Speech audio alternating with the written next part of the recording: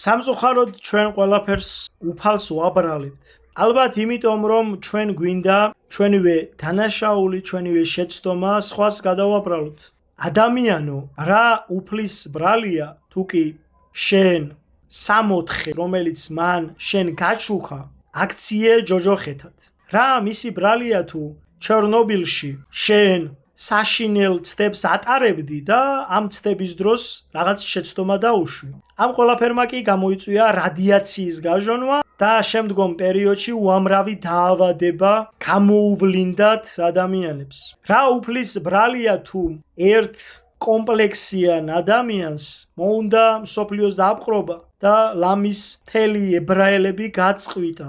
მან ესეც არ იკმარა და სამყაროს დამორჩილება გადაწყვიტა. საუბარია მეორე მსოფლიო ომის დროინდელ გერმანიის ლიდერზე, რომელიც შეპყრობილი იყო პირველობის სენით და მზად იყო დედამიწის ყველაზე დიდი ქვესკნელის კარებიც კი გაეღო და იქ მყოფი არსებისთვის ეთქვა გამამეფე დედამიწაზე და მე შენ დაგეხმარები. რა უფლის ბრალია თუ შენ გაძლევს ლამაზ სხეულს, ლამაზ სულს, შენ კი ამ ყველაფერს წამლავ. რითი წამლავ? სხვადასხვა საშუალებებით. იქნება ეს სიგარეტის ბოლი თუ სხვა.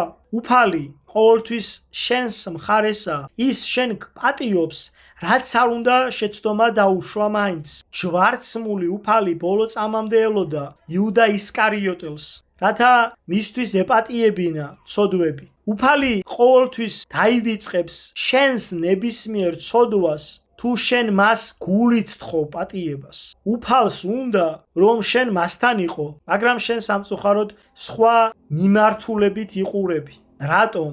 უფალი ხომ სიცოცხლის წყაროა. შენ კი რატომ იწამლავ თავს? რატომ იჟჯი თავს? რატომ იტანჯავ თავს? როცა ხედავ, რომ უფალი გიგზავნის ადამიანებს, რათა ამ ადამიანების საშუალებით შენ ცხონდე და შენ ამ ადამიანებს მოიშორებ, არაფრად ჩააგდებ, გზას გააგრძელებ, არ დაეხმარები, მერე იმ ქვეყნად აღარ დააბრალო უფალს, რომ შენ სიკეთის მხარე არ დაგანახა.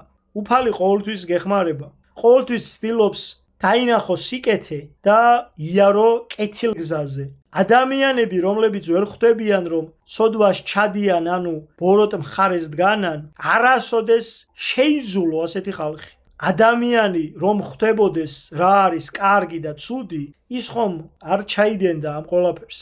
ესე იგი, ესეთი ადამიანი ვერ ხვდება, სად არის სიკეთე და სად არის ბოროტება. მე ნებისმიერ ადამიანს შემიძლია მოუგვარო ნებისმიერი ფსიქოლოგიური პრობლემა. რატომ? იმიტომ რომ ძალიან მარტივ ჭეშმარიტებაზე გავესაუბრები. რა არის მისთვის მთავარი? დიდება? ქონება? განძი? ამ ქვეყნიური ამპარტაუნება? თუ მისი შთამომავლობა? ჩვენ ხომ ყველაფერს ჩვენი შვილებისთვის ვაკეთებთ. ჩვენ ხომ გვინდა რომ ჩვენი შვილები კეთილები იყვნენ. ჩვენ ხომ გვინდა რომ ჩვენი შვილები სამოთხეში მოხვდნენ. გვინდა და ჩვენი შვილების ცხოვრებისეული მაგალითი ხომ ჩვენ ვართ. ადამიანები, რომლებითაც ამაყობენ, ანუ მშობლებით. არა აქვს აზრი ფულის და ქონების დაგროვებას. ყველაზე მდიდარმა ადამიანმა, ანუ სოლომონ მეფემ, სოლომონ ბრძენმა, რა დაუტოვა თავის შთამომავლობას, თავის ერს. ესეც გაივლის, ანუ ყველანაირი სიმდიდრე წარმავალია, მაგრამ სახელი და სულის სიწმინდე უკვდავია. ამიტომ ნებისმიერ წამს, ნებისმიერ წუთს, ნებისმიერ დღეს შეგიძლია გააკეთოს სიკეთე. ძალიან მარტივად. არ არის აუცილებელი მაინც და მაინც მილიონები. მაგალითად, თუ კი ადამიანს ეტყვი, რომ ძალიან კარგი ადამიანია, ძალიან კეთილი ადამიანია და ამით გაულამაზებ მას ერთ დღეს. სადაც არის სიკეთე და სიყვარული, იქ არის უფალი და სადაც არის უფალი, იქ არის გამარჯვება. ძალიან მარტივია. უფალმა გაგახაროთ და გაგაძლიეროთ, უფალმა კეთილ გზაზე გატაროთ მუდამ.